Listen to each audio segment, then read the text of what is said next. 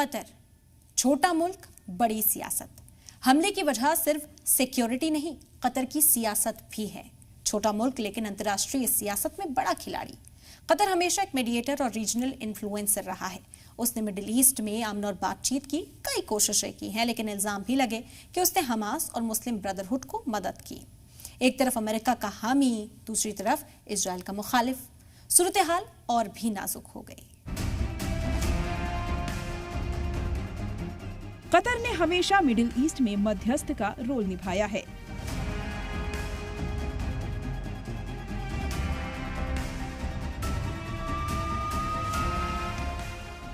Taliban, America वार्ता, फिलिस्तीन मुद्दों में शांति प्रयास, हर जगह दोहा की भूमिका मीडिएटर की रही है।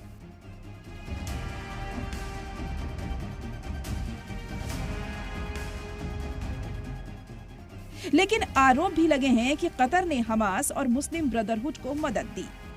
एक तरफ अमेरिका का सहयोगी, दूसरी तरफ इजराइल का विरोधी। भारत के लिए यहां संतुलन बनाए रखना चुनौती से भरा होगा।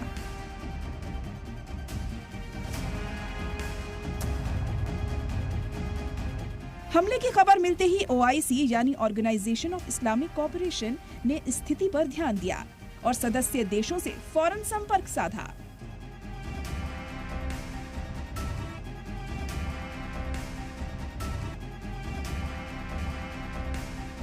OIC ने कहा कि रीजनल स्टेबिलिटी बनाए रखना और आतंकवाद व हिंसा को रोकना सभी मुस्लिम देशों की सामूहिक जिम्मेदारी है। ये पहल कतर समेत अरब मुस्लिम देशों के लिए न सिर्फ राजनीतिक सहयोग बल्कि मॉरल बैकिंग भी साबित हो सकती है।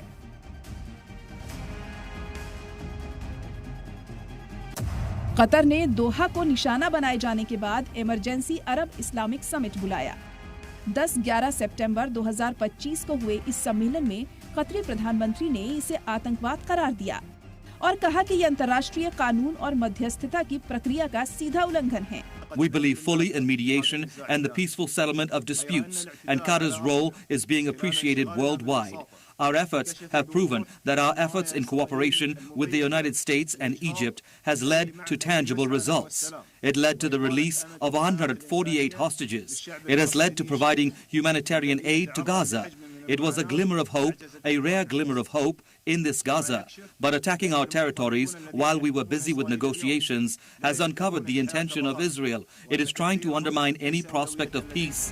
समिट में अरब और मुस्लिम देशों ने कार्रवाई की कड़ी निंदा की और चेतावनी दी कि इस तरह की घटनाएं क्षेत्रीय स्थिरता पर गहरा असर डाल सकती हैं। कतर ने अंतर्राष्ट्रीय समुदाय से अपील की है कि अब केवल बयानबाजी नहीं बल्कि ठोस कदम उठाए जाएं ताकि भविष्य में ऐसे हमलों से बचा जा सके।